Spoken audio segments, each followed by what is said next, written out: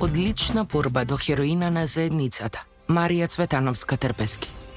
Јас сведочам за тоа дека човек може да се издигне од пепел и кога нешто силно сака, дека може тоа да го оствари. По смртта на својата мајка на своји 18 години се наоѓа на животна крстосница. Како да продолжи понатаму без родителска поддршка. Работи во агенција за вработување и паралелно и социјална менторка. Оно што мене лично ме водеше беше желбата за личен развој, односно да денес да бидам подобра верзија на себе си од вчера.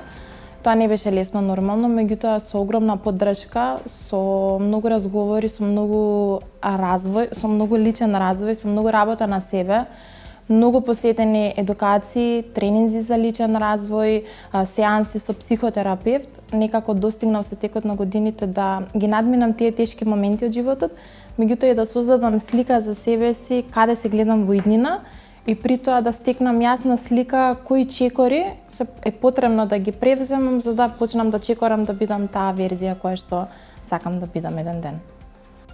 Марија вложува во својот личен развој за да ја помогне на заедницата која се соочува со слична судбина.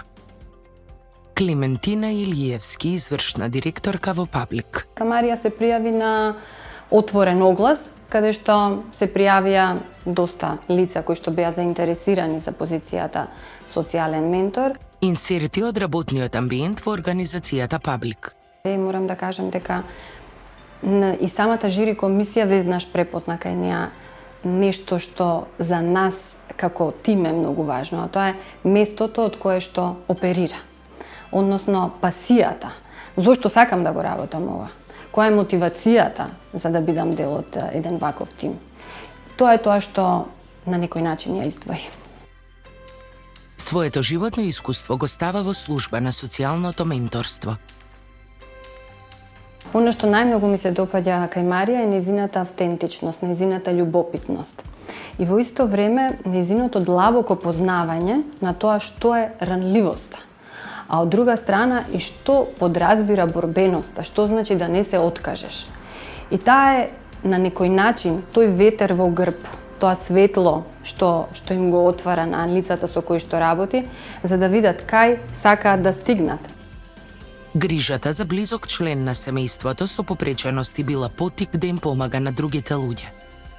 И на своја кожа имам осетено колку е всушност тежок патот до инклузија и до прифаќање на таа ранлива категорија, па така цело тоа животно искуство кое што го имав низ тие, така да наречам, борби низ институции, низ животот да го прифатат дека тој е всушност еднаков како сите нас, само со одредени попречености, ме помогна да се оформам во ова што сум денес, односно да можам многу полесно да ја разберам и другата страна и да проценам каде може да се работи, што може да се работи и до кој степен можеме да одиме понатака.